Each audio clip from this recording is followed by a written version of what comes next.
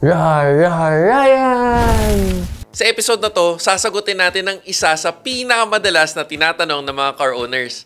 Saan nga ba talaga okay magpagas ng sasakyan? Quick background story muna tayo. May nagtanong kasi ng ganito sa akin. Good day, sir.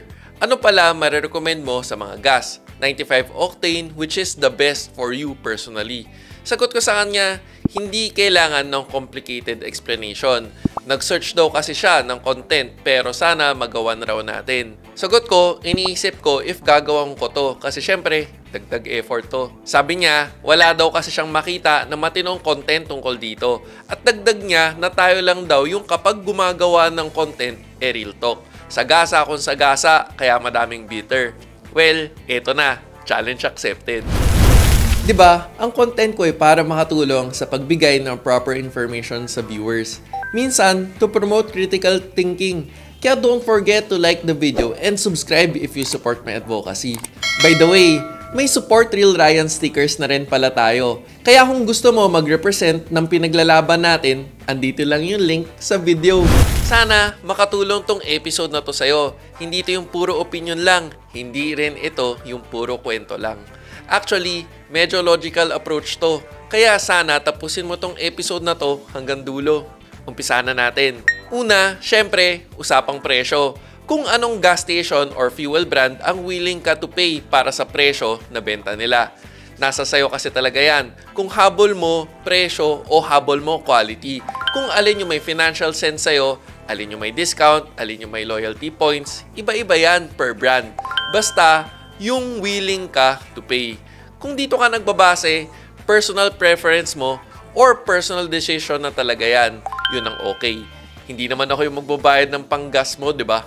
Pero, parating tandaan, sa hirap ng bakbakan ng pagbenta ng produkto ngayon, may rason ang mga gas brands kung bakit yan ang presyo nila. Kumpara sa usual na paniniwala ng tao or yung mga usual na sinasabi online na para parehas lang yan, sa kulay pa lang ng gas, iba-iba na ang fuel brands.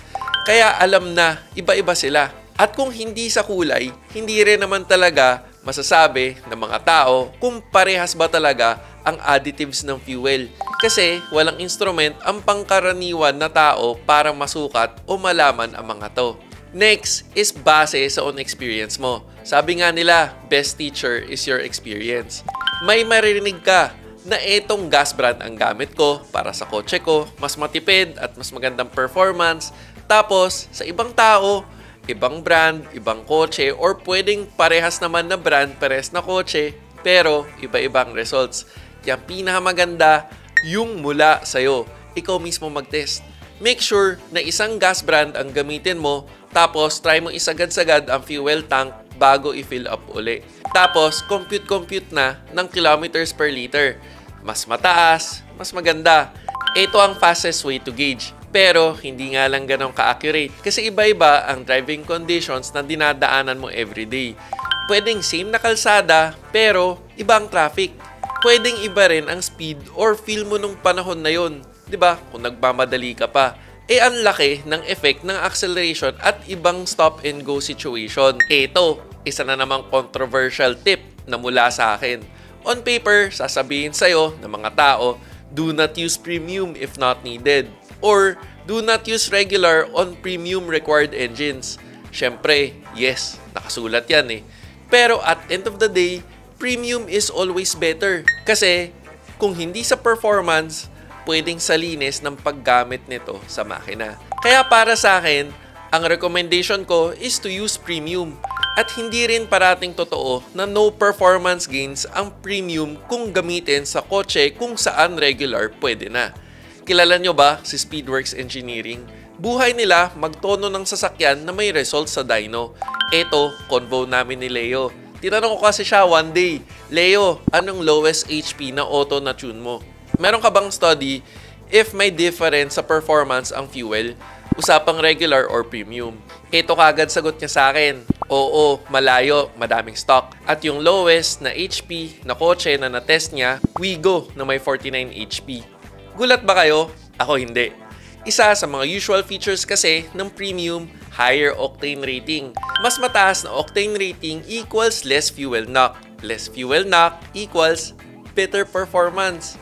Kaya alam na, bonus pa yung linis.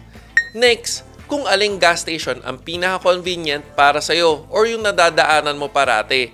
Ideal dito yung pinaka-nadadaanan mo pauwi ng bahay or papunta sa trabaho or kung saan ka man madalas pumupunta. Tapos, ito na yung gas brand mo. Malamang nasa isip mo, bakit?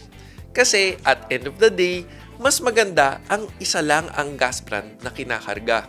Bago malaglag sa upuan o itapon yung mga cellphone nyo, hindi natin sinasabi na hindi pwedeng maghalo ng mga gas brands pero may advantages kasi na isa lang ang gas brand. Dito, pwede mo masulit o ma-assure ang sarili mo sa mga claims ng mga gas brands. For example, kung ang sabi nila mas malinis ang loob ng makina mo, totoo yun. Kunyari, sinabi naman nila na mas tipid per kilometer, totoo rin. Bakit? Kasi ganun ang design nila sa hinalo nila na additive sa fuel na binibenta nila. At kung naghalo ka ng ibang gas brand, malamang iba rin ang additive nila. Buti sana kung patong-patong yung advantages. Paano kung negative pala ang bagsak, diba? At malamang hindi mo alam. Kung pwede lang sana magsalita injectors ng makina mo, no? Anyways, dagdag ko na lang rin, ideal yung maghanap ng gas station na hindi binabaha. Na full tank ba ang isip mo sa episode na to? Gusto ko marinig ang opinion mo sa comment section. Kung nakadagdag info tong episode na to sa'yo, please don't forget to like the video. At kung hindi ka pa nakasubscribe, baka naman para updated ka sa mga relevant car-related videos. Sana nakatulong! O teka, pag may nakalimutan man ako, comment down below. This is me, Real Ryan, bringing you real talk, real experiences, and real reviews. Don't forget to subscribe, like, and click the notification bell. Thank you for watching. Peace.